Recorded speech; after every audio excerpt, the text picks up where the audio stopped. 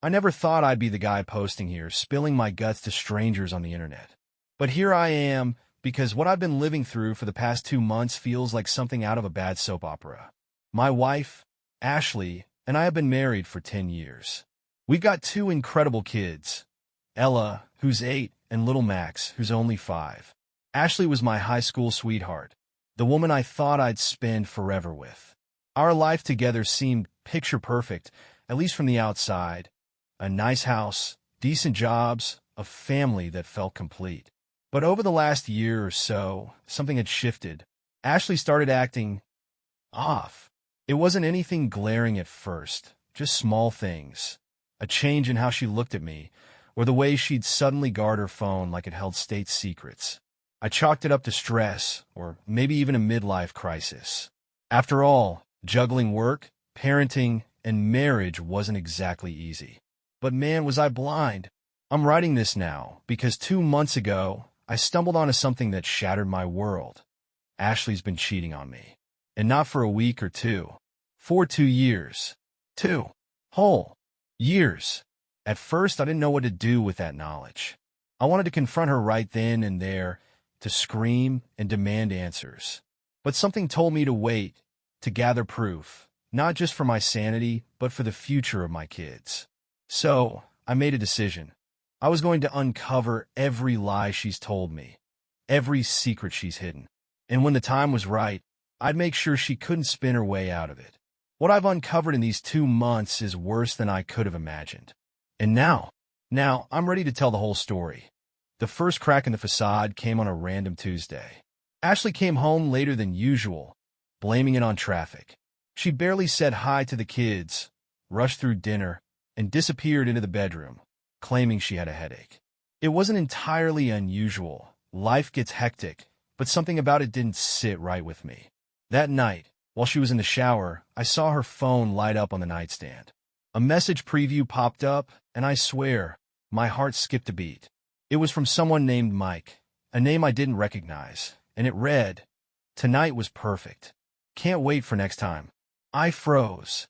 My gut told me everything I needed to know, but my brain kept screaming, "No, you're overreacting." It could be innocent. I wanted to believe that. I really did. So, I put her phone back and acted like I hadn't seen anything. The problem was I couldn't shake the feeling. For days, I was hyper-aware of everything she did. She smiled more at her phone than at me. She left the room to take certain calls. Her girls' nights suddenly became more frequent, and her explanations for them vaguer. One night, I decided I couldn't sit in the dark anymore. I waited until she fell asleep, grabbed her phone, and opened her messages. It was locked, of course, but I'd seen her enter her passcode enough times to know it. My hands shook as I scrolled through her texts with Mike. What I found confirmed my worst fears.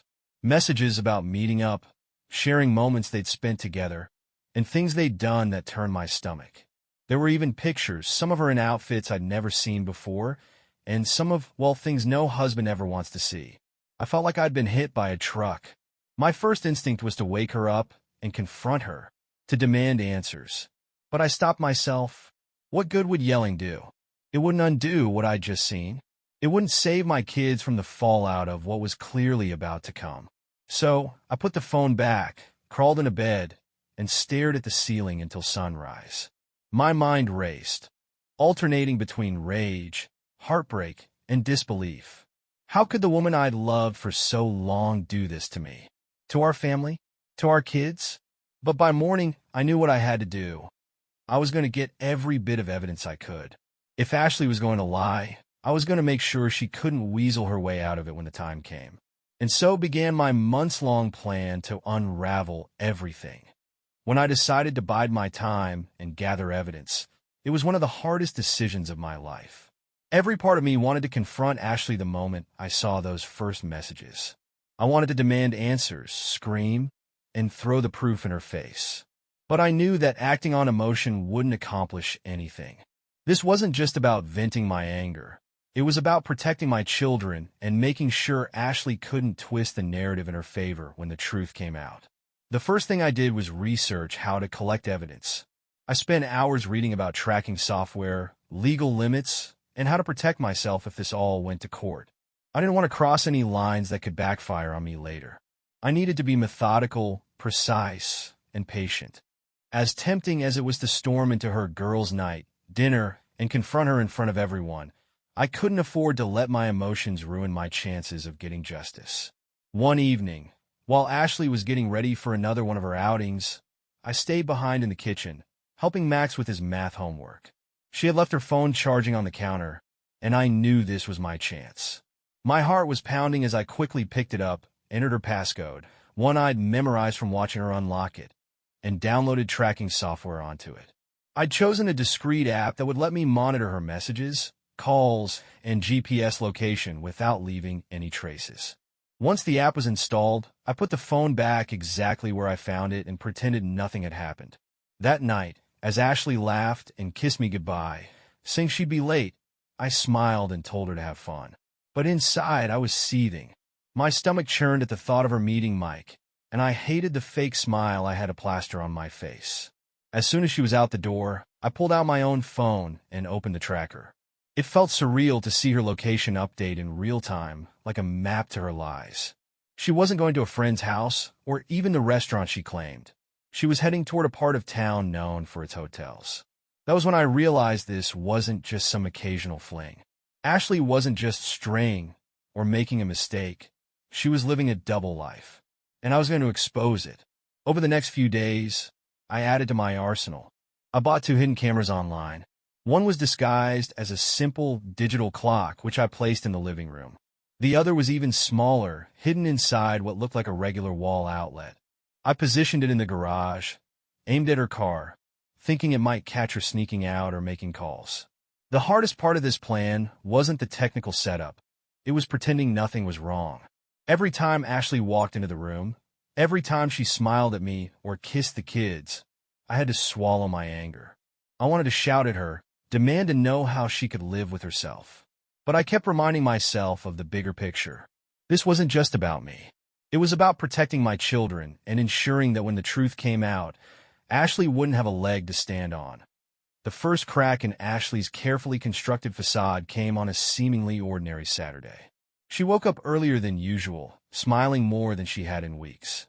"I've got that yoga retreat today," she said brightly over breakfast, wearing her most casual leggings and a loose top.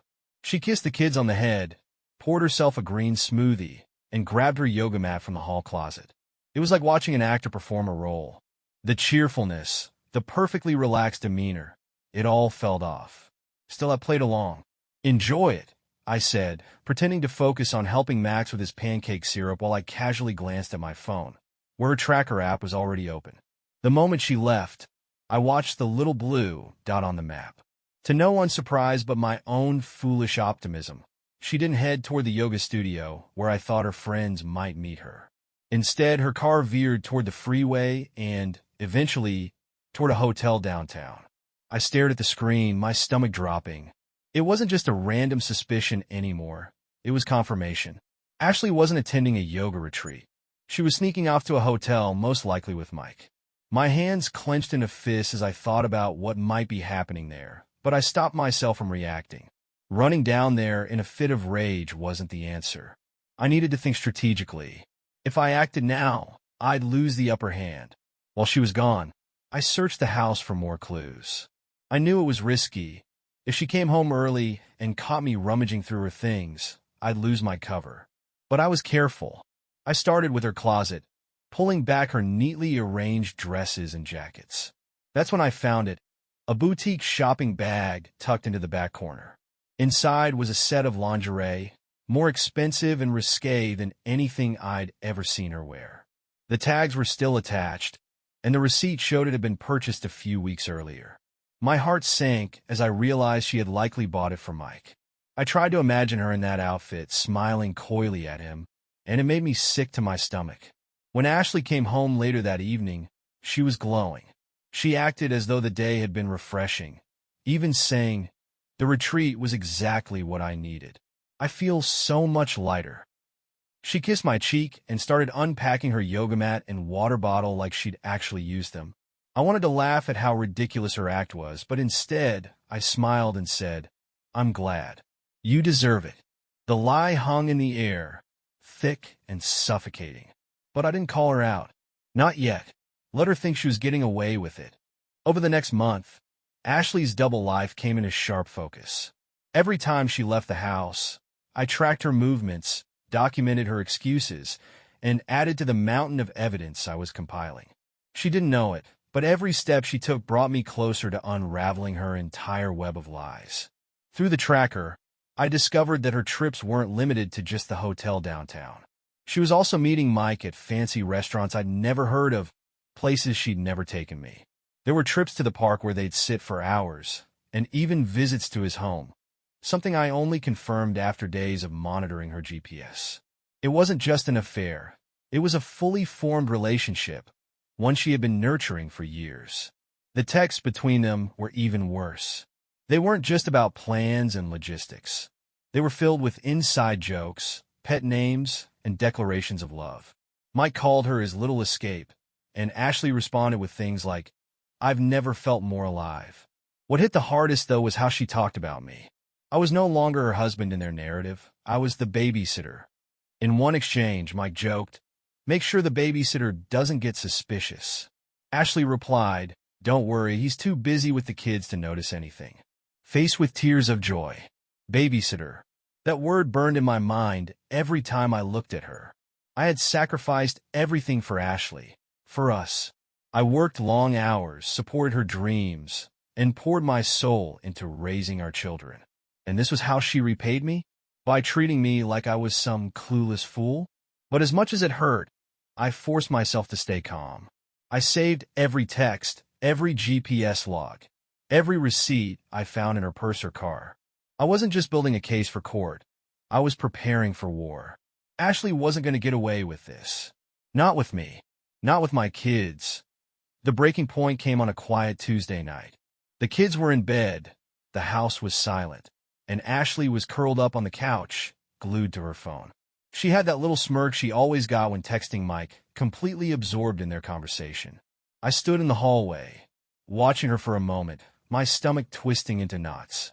She didn't even notice I was there. I was about to head to bed when my phone buzzed. It was the tracker app, sending me a notification of a new text. As much as I dreaded it, I couldn't stop myself from looking. Mike had messaged her again, and this time, his words cut deeper than ever. "It's hilarious how he still has no idea. You must be an amazing actress." Faced with tears of joy, I stared at the screen, feeling my blood pressure spike. How could they joke about this? About me? About everything I'd done to hold our family together? But it got worse. Ashley replied almost immediately. "He's too busy playing Dad of the Year to notice anything. He has no clue." Faced with tears of joy, my phone shook in my hands as my rage boiled over. I wanted to storm into the living room, rip her phone out of her hands, and throw it across the room. I wanted to yell, to demand answers, to make her see how much pain she'd caused. But instead, I stayed rooted to the spot, gripping my phone so tightly my knuckles turned white. For the rest of the night, I sat awake in bed, staring at the ceiling. Every laugh they'd shared at my expense, every lie Ashley had told me, every moment of betrayal. It all played in my mind like a movie I couldn't turn off. I didn't just feel angry. I felt humiliated. How had I let this go on for so long? How had I been so blind? But as the hours ticked by, my anger hardened into something colder. This wasn't just about confronting her anymore. This was about justice, about taking back control. Ashley wasn't going to get away with treating me like a joke. That night, I made a decision. I was going to take every lie, every betrayal, every ounce of evidence I'd gathered, and I was going to use it to bring her entire world crashing down. The morning after that sleepless night, I dove headfirst into preparing my case. My lawyer had already seen some of the evidence I collected, but now I doubled down. Every spare moment I had, I spent organizing, categorizing, and backing up files. I wasn't just building a case. I was preparing for war. I started with the texts. There were hundreds of messages between Ashley and Mike, each one more damning than the last. I organized them by date, creating a detailed timeline of their affair. Every flirtatious comment, every inside joke, Every cruel remark about me. It all went into the file. Next came the financial records. I combed through months of bank statements, highlighting every suspicious charge. Dinners at fancy restaurants, hotel stays, spa visits. It was all there. She hadn't even tried to hide it. I found receipts tucked into her purse and photos of her with Mike at places I'd never even heard of. The hidden cameras turned out to be an even bigger gold mine than I expected. One night, while reviewing footage, I caught her in the living room on a call with Mike. She was giggling like a schoolgirl, twirling her hair as she whispered, "I can't wait to see you tomorrow. Last night was amazing." I added the recording to the growing pile of evidence. By the time I was done, I had enough proof to not only confirm her infidelity, but to show how deeply it had affected our family. This wasn't just about me anymore. It was about our kids, about the life she destroyed for the sake of her selfishness. I backed up everything on an external drive, a cloud account, and even a USB hidden in the garage. If Ashley tried to destroy one copy, there were two more waiting. I wasn't taking any chances. Meanwhile, I continued to play my role as the clueless husband. I smiled at her, cooked dinner, and helped with the kids' homework, all while keeping a mental countdown to the day everything would come to light. The confrontation wasn't something I rushed into. I had spent weeks imagining it, replaying the scene in my head over and over, tweaking every word, every move to make sure I came out of it in control. I wanted it to be precise, deliberate, a moment where Ashley would finally understand that her lies were no longer safe. The kids were staying at my parents' house that weekend, giving me the perfect opportunity to confront her without interruptions. I spent most of that Saturday pacing around the house, going over the evidence one last time. The folder I'd put together sat on the kitchen table, thick with printouts of texts, financial records, photos, and even a transcript of one particularly damning phone call I'd recorded. Every page was a nail in the coffin of the facade Ashley had built. She came home that evening, late as usual, her cheeks flushed, her hair a little messier than normal. She dropped her purse by the door and flashed me a quick smile. "Hey," she said, walking toward the bedroom. "How was your day?" "Busy," I replied, standing in the doorway to the kitchen. "We need to talk." Her smile faltered. She stopped mid-step, glancing at me over her shoulder. "About what?" I gestured toward the table. "Sit down." Her hesitation was brief but telling. She hesitated, her eyes darting from me to the folder on the table, before finally walking over and sitting down. "What's going on?" she asked, her tone a mix of confusion and feigned innocence. I didn't respond. Instead, I slid the folder across the table to her. "Open it." She stared at me for a moment, as if hoping I was bluffing, then slowly reached for the folder. The moment she opened it, her face drained of color. Her hands trembled as she flipped through the pages. Screenshots of her texts with Mike, photos of her at the hotel, copies of receipts, and GPS logs tracking her every move. What is this?" she stammered, her voice barely above a whisper. "It's everything," I said coldly. "Every lie, every betrayal, every time you snuck out of this house and thought I wouldn't notice. It's all right there, Ashley." She looked up at me, her eyes wide with panic. "You've been spying on me," she said, her voice rising. That's an invasion of privacy." "Privacy?" I scoffed. "You're seriously going to talk to me about privacy? After everything you've done behind my back? Don't even try to play the victim here. Ashley, you don't get to pull that card." For a moment, she just sat there, her mouth opening and closing like she was searching for the right words. Then the tears started. "I'm sorry," she whispered, her voice breaking. "I didn't mean for this to happen. I never wanted to hurt you." "Don't give me that," I snapped, my anger boiling over. "You didn't mean for it to happen? You've been sneaking around for 2 years, Ashley. 2 years. This wasn't some one-time mistake. This was a choice, a deliberate, calculated choice you made every single time you lied to me." She buried her face in her hands, her shoulders shaking with sobs. "I was lonely," she said between gasps. "You were always so busy with work with the kids. I felt like I didn't matter anymore." "And that's your excuse?" I said, my voice dripping with disdain. "So instead of talking to me, instead of trying to fix things, you decided to cheat? To destroy our family. Her sobs grew louder, but I wasn't moved. I'd spent months stewing in my own pain, and now it was her turn to face the consequences. After the confrontation, Ashley's emotions were all over the place. She started with apologies, pleading with me to forgive her, saying she would do anything to make things right. "We can fix this," she sobbed. "We can go to counseling, work through our problems. Please, don't throw everything away over one mistake." "One mistake," I said, laughing bitterly. "You've been lying to me for 2 years, Ashley. This wasn't a mistake. It was a series of choices. Choices you made every single day. Don't insult me by calling it a mistake." When the apologies didn't work, she shifted tactics, trying to manipulate me. "Think about the kids," she said, her voice trembling. "Do you really want to put them through this? Do you want them to grow up in a broken home?" "Don't you dare use the kids as an excuse," I said, my voice rising. "You're the one who destroyed this family, Ashley. Not me. You made your bed. Now lie in it." Her desperation soon turned to anger. "You're no saint," she snapped, glaring at me through tear-streaked eyes. "You're always working late, always too tired to notice me. Maybe if you'd been a better husband, this wouldn't have happened." That hit a nerve, but I refused to let her see it. "Blame me all you want," I said, my voice steady. "It doesn't change what you did. You can justify it however you want, but at the end of the day, you're the one who cheated. You're the one who lied. And now, you're the one who's going to face the consequences."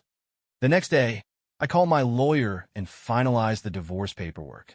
I included every shred of evidence I'd collected: the texts, the financial records, the GPS logs, and the photos. My lawyer assured me it was an airtight case. Ashley wouldn't stand a chance in court. When Ashley was served the divorce papers, it was like watching a dam break. She called me, screaming into the phone, accusing me of being heartless and cruel. "How could you do this to me?" she yelled. "You're ruining my life. How could I do this to you?" I shot back. "You're the one who destroyed this marriage, Ashley. You're the one who chose Mike over your own family. Don't you dare try to pin this on me." In the days leading up to the court date, Ashley tried everything to manipulate me. She sent me long, tearful texts begging me to reconsider. She left voicemails saying she was sorry and that she didn't want to lose her family. But I didn't respond. I was done playing her games. When the court date finally arrived, I walked into the courtroom with my head held high, my lawyer by my side. Ashley sat across from me, flanked by her own attorney. She looked smaller than I'd ever seen her, like a shadow of the confident woman I'd once loved. My lawyer wasted no time laying out the evidence. He presented the texts, the financial records, the GPS logs, and the footage from the hidden cameras. Every lie Ashley had told, every secret she had kept, was laid bare for the judge to see. Ashley tried to defend herself, saying she had felt neglected and that the affair had been a moment of weakness. But the evidence was overwhelming. The judge wasn't buying her excuses. He criticized her for her deceit and betrayal, saying her actions had shown a complete disregard for her family. In the end, I was granted full custody of the kids, as well as a favorable division of assets. Ashley was left with little more than the wreckage of her own choices. As I walked out of the courtroom that day, I felt an overwhelming sense of relief. The nightmare was finally over. Ashley's double life had been exposed, and she was left to pick up the pieces of the mess she had made. For me, it was a fresh start, a chance to rebuild my life on my terms, free from the lies and betrayal that had weighed me down for so long. And as I drove home to pick up my kids from my parents' house, I realized that I wasn't just moving on. I was reclaiming the life I deserved. The confrontation wasn't something I rushed into. I had spent weeks imagining it, replaying the scene in my head, tweaking every word and move to ensure I was in control. I wanted the moment to be precise, deliberate, a situation where Ashley would finally understand that her lies were no longer safe, her double life no longer hidden. The kids were staying at my parents' house that weekend, giving me the perfect opportunity to confront her without interruptions. I spent most of Saturday pacing around the house, going over the evidence one last time, The folder I had prepared sat on the kitchen table, thick with printouts of texts, financial records, photos, and even transcripts from recordings I'd taken. It was airtight. Every page was a brick in the wall of truth that I was about to slam into her. That evening, she came home late. As always, her cheeks were slightly flushed, her hair a little messier than normal. She barely acknowledged me, instead dropping her purse by the door and heading toward the bedroom. "Hey," she said, her voice casual. "How was your day?" I didn't answer her question. "We need to talk," I said, standing in the doorway to the kitchen. She froze for a second, glancing back at me with confusion. "About what?" I gestured toward the table. "Sit down." Her hesitation was brief, but telling. She walked slowly to the table and sat down across from me. "What's going on?" she asked, feigning innocence. I slid the folder toward her. "Open it." Ashley's hands trembled slightly as she picked up the folder and began flipping through its contents. With every page, the color drained further from her face. Screenshots of her texts with Mike, GPS logs of her secret rendezvous, receipts from restaurants and hotels, photos of her with him. All the evidence was there, laid out in brutal detail. What is this?" she stammered, her voice barely above a whisper. "It's everything," I said coldly. "Every lie, every betrayal, every disgusting thing you've been doing behind my back. It's all right there."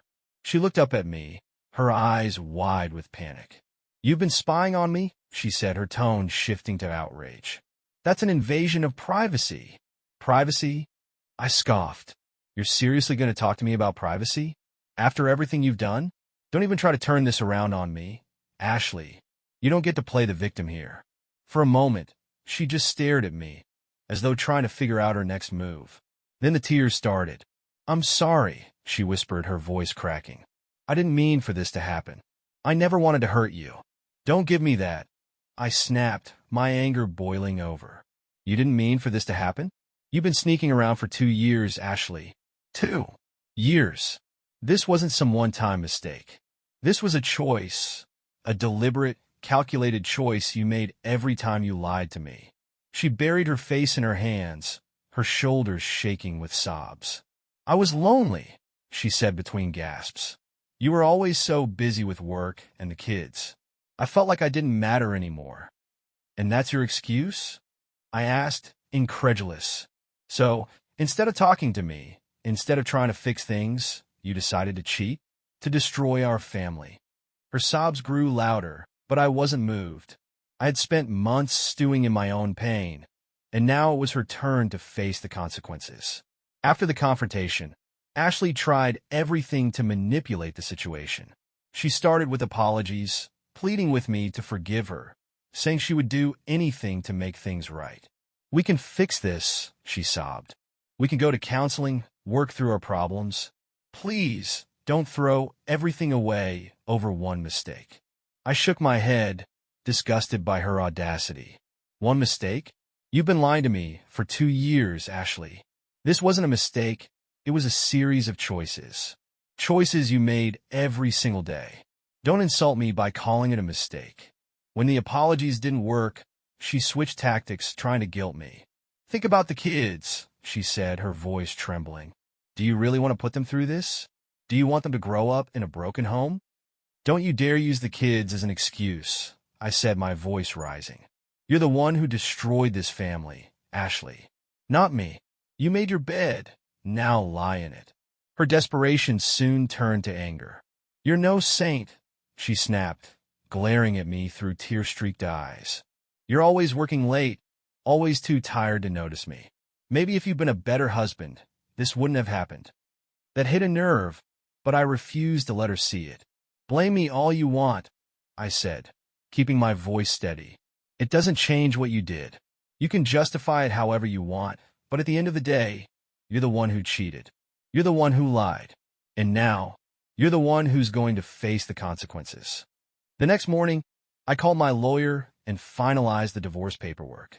I included every shred of evidence I'd collected: the texts, the financial records, the GPS logs, and the photos. My lawyer assured me it was an airtight case. Ashley wouldn't stand a chance in court. When Ashley was served the divorce papers, It was like watching a dam break. She called me, screaming into the phone, accusing me of being heartless and cruel. "How could you do this to me?" she yelled. "You're ruining my life. How could I do this to you?" I shot back. "You're the one who destroyed this marriage, Ashley. You're the one who chose Mike over your own family. Don't you dare try to pin this on me." In the days leading up to the court date, Ashley tried everything to manipulate me. She sent me long, tearful texts begging me to reconsider. She left voicemails saying she was sorry and that she didn't want to lose her family. But I didn't respond. I was done playing her games. When the court date finally arrived, I walked into the courtroom with my head held high, my lawyer by my side. Ashley sat across from me, flanked by her own attorney. She looked smaller than I'd ever seen her, like a shadow of the confident woman I'd once loved. My lawyer wasted no time laying out the evidence. He presented the texts, the financial records, the GPS logs, and the footage from the hidden cameras. Every lie Ashley had told, every secret she had kept, was laid bare for the judge to see. Ashley tried to defend herself, saying she had felt neglected and that the affair had been a moment of weakness. But the evidence was overwhelming. The judge wasn't buying her excuses. He criticized her for her deceit and betrayal, saying her actions had shown a complete disregard for her family. In the end, I was granted full custody of the kids, as well as a favorable division of assets. Ashley was left with little more than the wreckage of her own choices. As I walked out of the courtroom that day, I felt an overwhelming sense of relief. The nightmare was finally over. Ashley's double life had been exposed, and she was left to pick up the pieces of the mess she had made. For me, it was a fresh start, a chance to rebuild my life on my terms, free from the lies and betrayal that had weighed me down for so long. And as I drove home to pick up my kids from my parents' house, I realized that I wasn't just moving on. I was reclaiming the life I deserved. After the court battle ended and the dust began to settle, I was left with a strange, hollow feeling. I had spent months consumed by anger, betrayal, and the need to protect myself and my kids. Now that Ashley's double life had been exposed and the legal fight was over, I found myself standing in the wreckage of what used to be my life. The question was, what now? The first thing I did was throw myself into creating a stable and happy home for Ella and Max. They were my anchor, the reason I kept going when things felt overwhelming. I repainted their rooms, letting them pick out the colors. Ella chose a bright lavender, and Max, predictably, went for a superhero-themed red. We made a weekend project out of it, turning the house into something that felt like ours instead of a reminder of what had been lost. Ella, always the more perceptive one, continued to ask questions about why her mom wasn't living with us anymore. One evening, as I was tucking her in, she asked, "Daddy, is Mommy ever coming back home?" The question hit me harder than I expected. I sat down on the edge of her bed, brushing her hair back gently. "No, sweetheart," I said softly. "Mommy and I are going to live in different houses from now on, but you'll still see her, and she loves you very much." Ella nodded slowly, her little brow furrowed in thought. "Does that mean you don't love her anymore?" I paused, choosing my words carefully. Sometimes grown-ups stop being able to live together, even if they cared about each other a lot in the past. But what's most important is that I love you and Max more than anything. That's never going to change. That seemed to satisfy her for the moment, but I knew the questions would keep coming as they got older. For now, I focused on giving them as much love and attention as I could. Rebuilding my own life wasn't as straightforward. For years, I had defined myself as Ashley's husband and as a father. Without her, I felt like I had lost a part of my identity. There were nights when the silence in the house was deafening, when I would sit on the couch staring at the blank TV screen, wondering how I had let things get to this point. I decided to take small steps toward finding myself again. I started by joining a local gym, something I hadn't done in years. At first, it felt awkward and out of place, but over time, it became an outlet for the pent-up frustration and anxiety I'd been carrying. The physical activity helped me clear my head, and I started feeling stronger, not just physically, but mentally. I also reconnected with friends I had lost touch with over the years. My best friend, Eric, who had been gently nudging me to get out of the house for weeks, finally convinced me to join him for a trivia night at a local bar. "You need this," he said, handing me a beer as we sat down with our team. At first, I felt out of place, like I didn't belong in a room full of people laughing and joking. But as the night went on, I found myself relaxing. I laughed at stupid jokes, cheered when we got a tough question right, and for the first time in months, I felt like myself again. One of the biggest challenges was navigating my new relationship with Ashley. Although we were no longer together, she was still the mother of my children, and we had to figure out how to co-parent without letting our history poison the process. The first few exchanges were tense. She would drop the kids off at my house, her face a mix of bitterness and sadness, and we'd exchange the bare minimum of words. "Ella has a project due next week," she would say. "Don't forget Max's doctor's appointment on Thursday." "I've got it," I would reply, keeping my tone neutral. There were moments when she would try to talk to me about us, to dredge up the past. "I never wanted it to end this way," she said during one drop-off, her voice soft. "I still don't understand why we couldn't try harder." I looked at her, taking a deep breath before responding. "Because you made choices that destroyed any trust we had, Ashley. You didn't just hurt me, you hurt our family. There's no coming back from that." She nodded, her eyes glassy, and left without another word. It wasn't satisfying exactly, but it was honest. I wasn't going to sugarcoat things for her. As the months passed, the pain of the betrayal began to fade, replaced by a sense of resilience I didn't know I had. Therapy helped.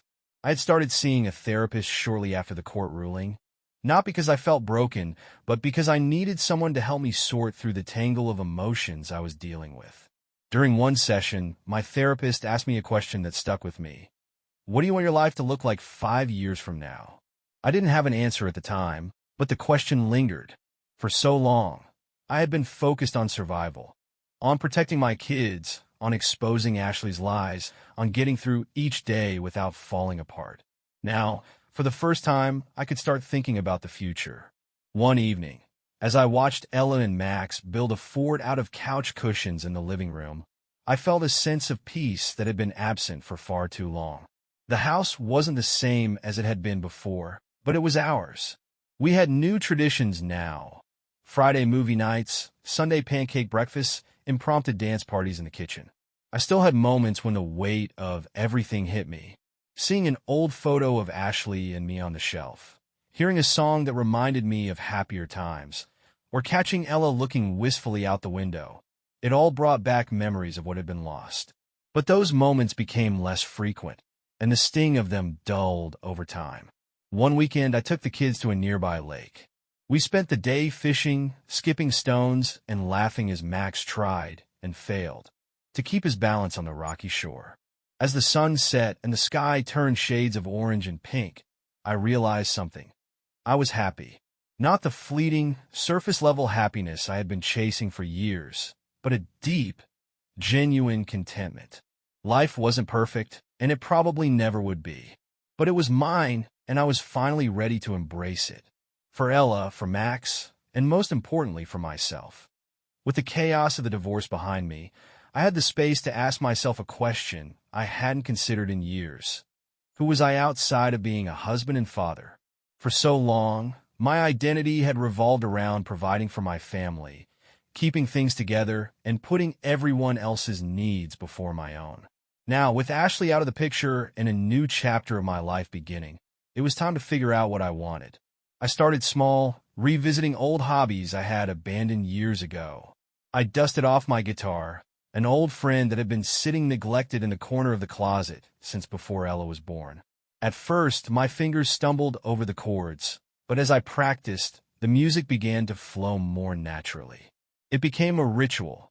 After the kids were asleep, I'd sit in the living room and strum quietly, letting the sound fill the house.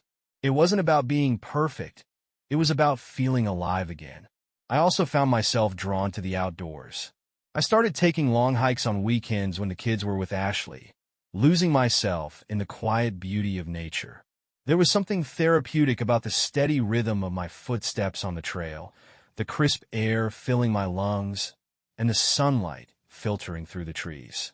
It gave me time to think, to process everything I had been through, and to let go of the anger and bitterness that had consumed me for so long. Reconnecting with friends was another part of my journey. I had isolated myself during the marriage without realizing it, letting my social circle shrink as I focused solely on family.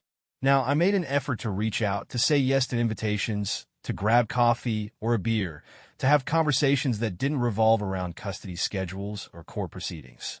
It was refreshing to feel like a person again, to be seen and valued for who I was, not just for what I had endured. Co-parenting with Ashley was a challenge that tested my patience, my ability to forgive, and my willingness to compromise. It wasn't just about managing schedules and logistics. It was about figuring out how to coexist with someone who had betrayed me in the deepest way possible, while still putting our children first. As much as I wanted to cut her out of my life completely, I couldn't. Ella and Max needed their mother, and I wasn't going to take that away from them, no matter how much pain she had caused me. The early days were the hardest. Every time I saw her face at a drop-off or a school event, it stirred up a cocktail of emotions. Anger, sadness, frustration. She'd pull into the driveway with that carefully constructed neutral expression she always wore now, like she was trying to pretend everything was fine. But nothing was fine, and we both knew it. At first, our interactions were stiff and perfunctory.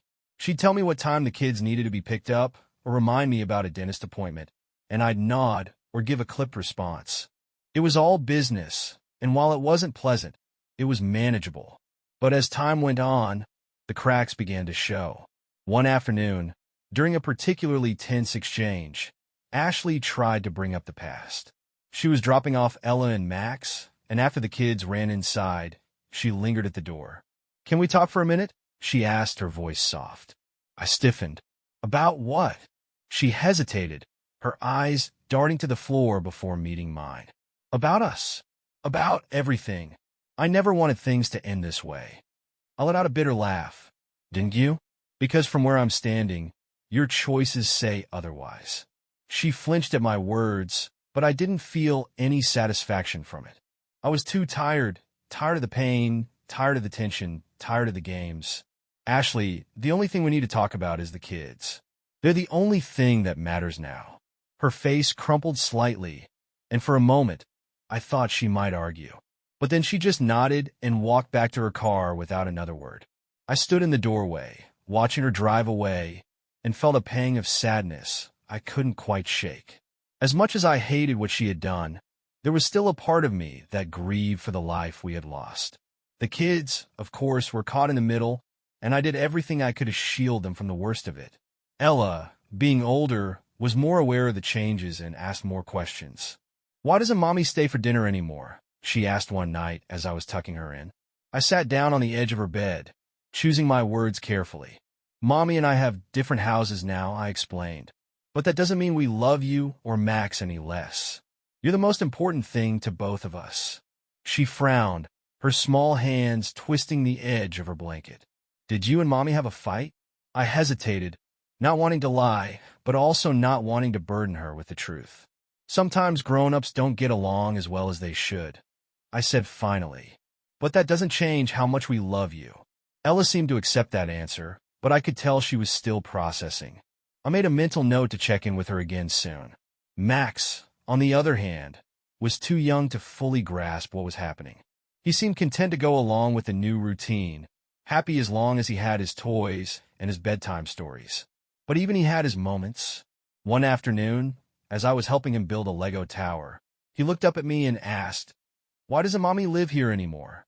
The question caught me off guard, and I took a moment to gather my thoughts. "Mommy has her own house now," I said gently.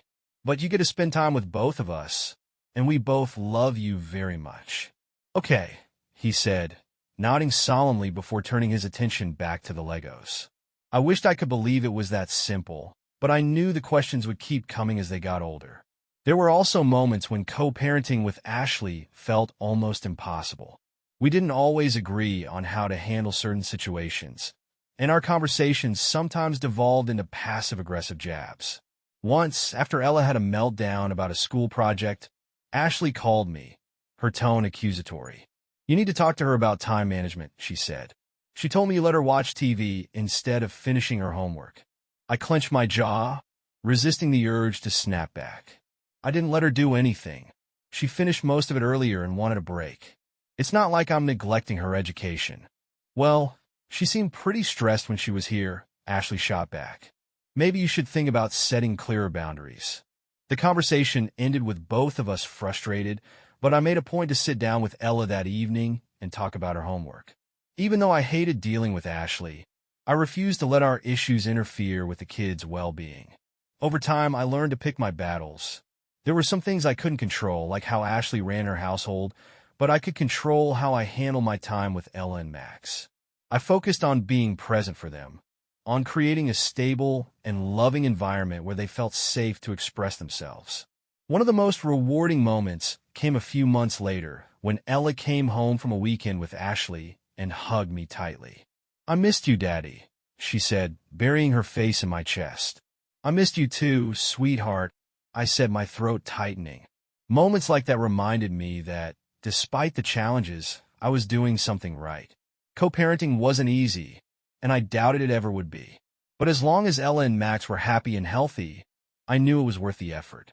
They deserved nothing less. That as the months turned into a year, I began to notice how much had changed.